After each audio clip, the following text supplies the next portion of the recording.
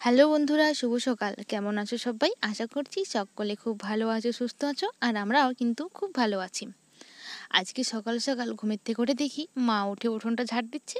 সেই জন্য আমি চলে আসলাম এই যে রান্নাঘরে। আমাদের যেহেতু এখন গোবর দিয়ে লেপতে নেই, সেই জন্য শুধু মাটি নিয়ে চলে আসছি এই যে উনুনটা লেপতে। উনুনের ভিতরে কিন্তু অনেক কালি ছিল, সেই কালিটাকে মাটি দিয়ে ভালো করে লেপে নিয়েছি। তারপরে এই যে নাতাটা বুলিয়ে নিচ্ছি।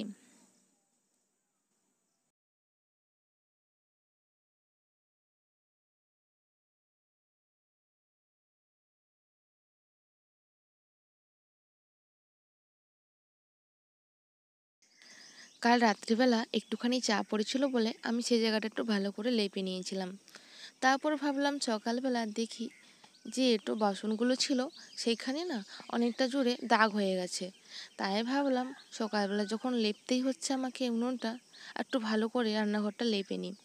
তাই লাল মাটি দিয়ে আর শুধু জল দিয়ে রান্নাঘরটা আমি লেপে নিচ্ছি।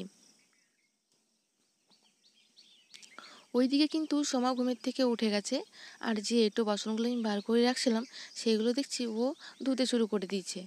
যেহেতু আমাদের জলটা কলে ছেড়ে দিয়েছে, সেই জন্য ও কিন্তু বাসনগুলো ধুয়ে নিচ্ছে। আর মা কিন্তু উঠোনটা ঝাড় দিয়ে হাঁটতে চলে গেছে। আর বাকি যে কাজগুলো আছে আমরা কিন্তু দুজনে মিলেমিশেই করে নেব।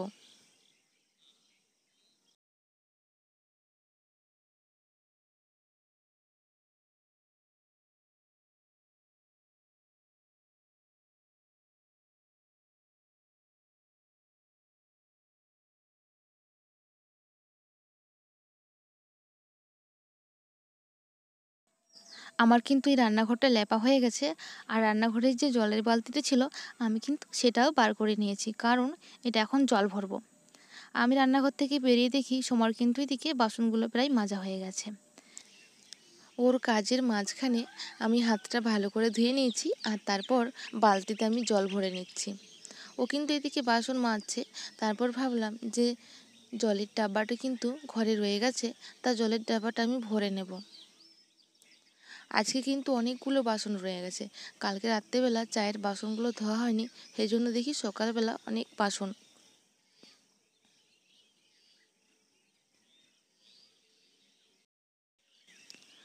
জলের বোতলগুলো ভরতে হবে, তাই রান্নাঘরে জলটা আমি নিয়ে রেখে দিয়ে আসছি।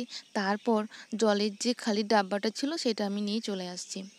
সোমাকে বললাম, তোমার বাসন ধোয়া হয়ে গেলে তুমি কিন্তু বাসনগুলো নিয়ে চলে যাও, তারপর আমি এই জলের ডাব্বাটা ভরে নেব।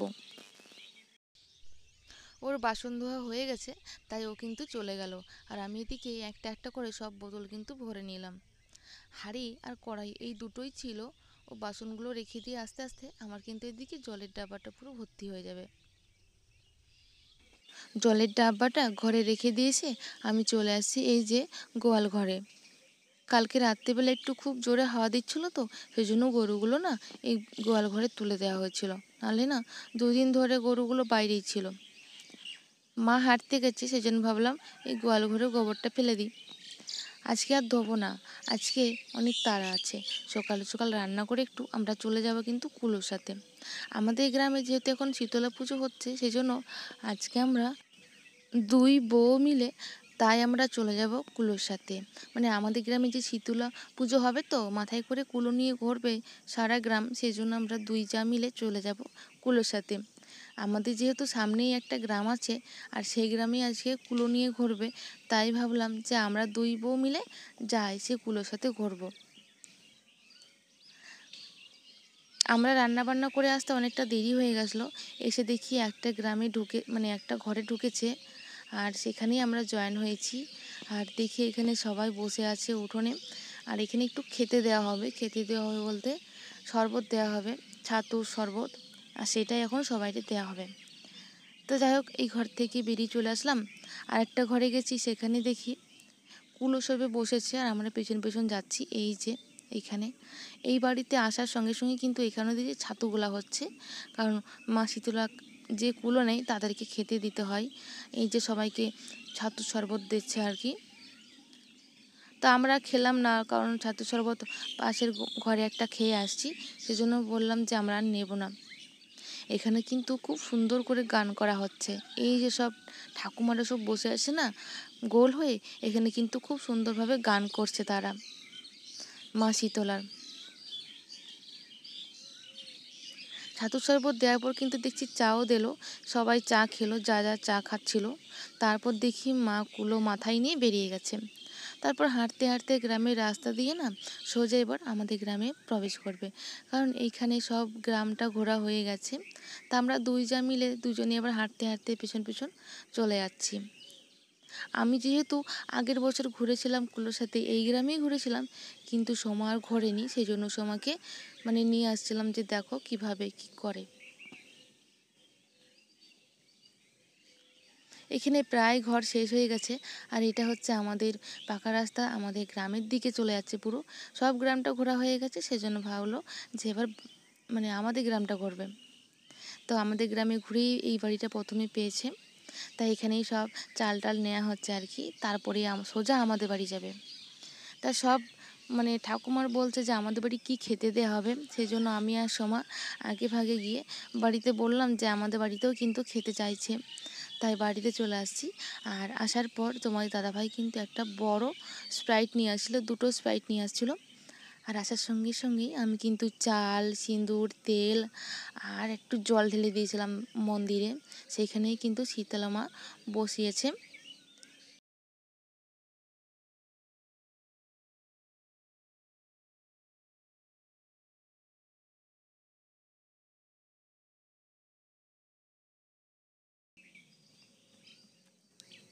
তোমার দাদাভাই স্প্রাইট নিয়ে আসতে সবাইকে স্প্রাইট খাওয়ানো হলো।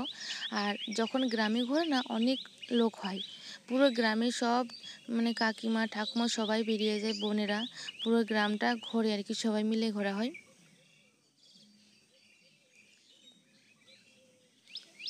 মা শীতলা আসার সঙ্গে সঙ্গেই মাকে তেল সিঁদুর দিয়ে দিলাম। তারপর আমি আর সোমা দুজনে মিলে কিন্তু প্রণাম করে নিলাম। আর আমাদের ঘরে যারা যারা আসছে তাদের সবাইকে বলা হলো তারা যেন একটু বসে, কারণ স্প্রাইট দেওয়া হবে। এবারে সেরকম কিছু আয়োজন করতে পারিনি, তাই তোমাদের দাদাভাইকে বলে 2টো স্প্রাইট নিয়ে আসা হয়েছিল।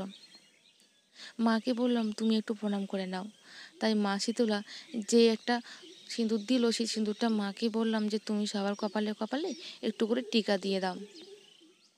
সেই জন্য মা সিঁদুরটা নিয়ে মা একটু টিকা দিয়ে দিল সবার কপালে। সবাই কিন্তু বসে পড়েছে, তারপর স্প্রাইট দেওয়া হয়েছিল, সবাই কিন্তু খাওয়া শুরু করেছে।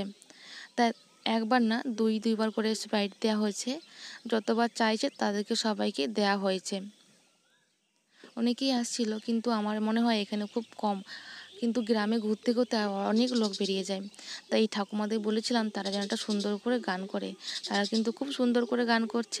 তো বন্ধুরা, আজকের ভিডিওটা এখানে শেষ করলাম, দেখা হবে আরও নতুন নতুন ভিডিওতে। টাটা, বাই বাই, তোমরা সুস্থ থেকো।